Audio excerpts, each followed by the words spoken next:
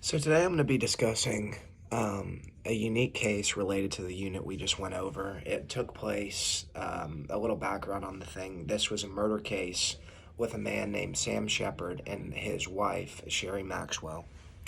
And this case occurred in October of 1954. It's a little while ago, but after reading over the PowerPoints and reading through all the information, I felt like this would be a perfect topic to discuss. So a little background. Um, After suffering a trial court conviction of a second-degree murder for the bludgeoning death of his pregnant wife, Sam Shepard challenged the verdict as a product of an unfair trial.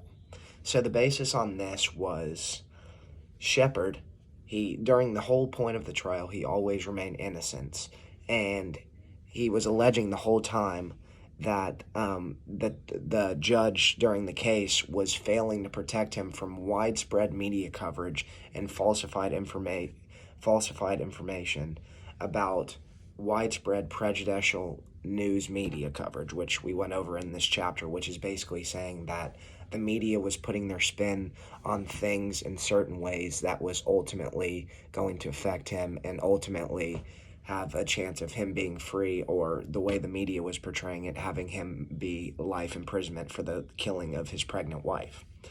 So I thought that this news article was very applicable to this unit, because in the unit, in the PowerPoint, I was reading about the prejudicial news coverage of topics and how it can seriously, the news is so influenced in everybody's life that them portraying something in a certain way could honestly be the decision in a guilty verdict or a non-guilty verdict. So I just thought that this topic was just very good in relation to our unit.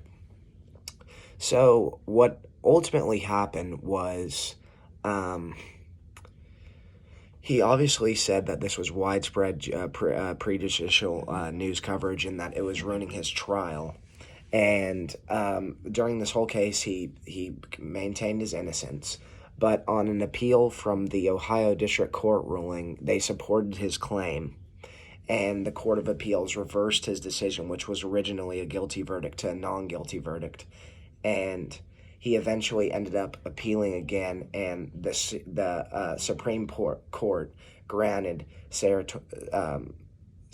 certiorari, which is basically saying that Sam Shepard could walk free and that he'd be free from these charges.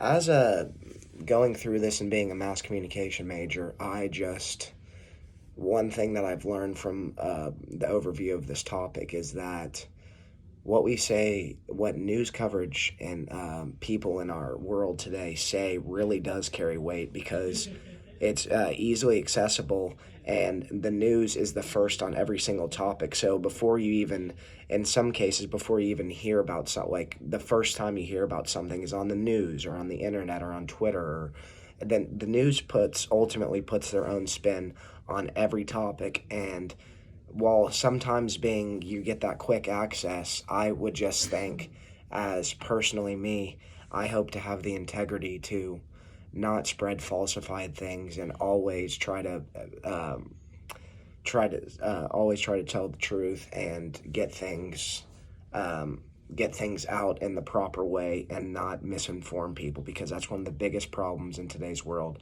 is misinformation.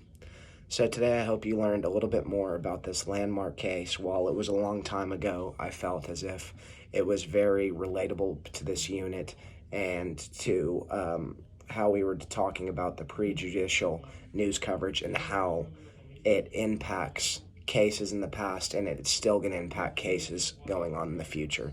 And I just hope that you've learned something about this today, and that you can take away that the news and false news and false coverage can truly almost end up putting this man back 40, 50 years ago, or 60 years ago, in jail for the rest of his life.